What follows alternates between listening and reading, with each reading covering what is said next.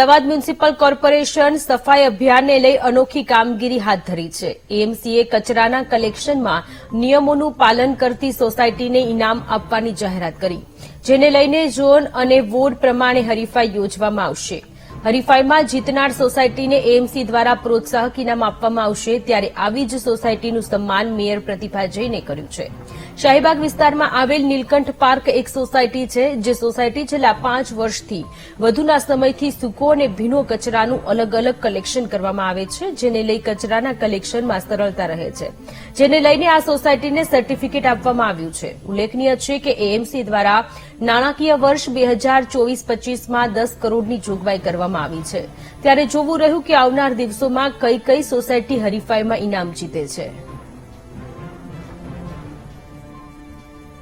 Ahmedabad municipal corporation દ્વારા વિકસિત અમદાવાદ 2047 અંતર્ગત નેટ ઝીરો અને કાર્બન ન્યુટ્રલાઇઝેશન અને ઝીરો વેસ્ટ અને સર્ક્યુલર ઇકોનોમી અને શહેર છે લિવેબલ અને હેપી સિટી બને એ રીતે માય સિટી માય પ્રાઇડ સાથે આ વખતે ગ્રીન સોસાયટી લિંગનું પણ એક આયોજન કરવામાં આવ્યું છે।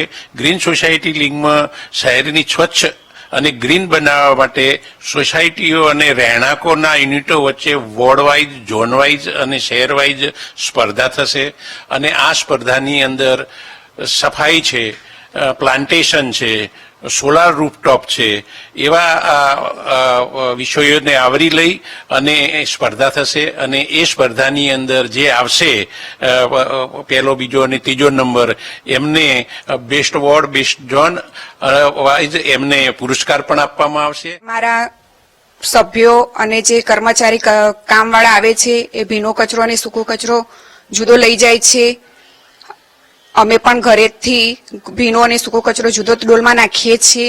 ભીના કચરામાં અને સૂકા કચરામાં વાત કરવામાં આવે તો ભીના કચરા માટે કેમ કે લીલી તુવેરના છોતરા કે કોથમીર કોઈ પણ ભીનો કચરો ગટર ઉપરથી કોઈ પણ વસ્તુ ભીની કરેલી હોય બધી વસ્તુ ગ્રીન ડોલમાં એડ કરવાની અને જે કોરી એટલે મીન્સ કે કચરાની સાફ સફાઈ, ઘરની સાફ સફાઈ કરેલો જે કચરો હોય એ ટોટલી બ્લુ કલરની ડોલમાં નાખવામાં આવે છે।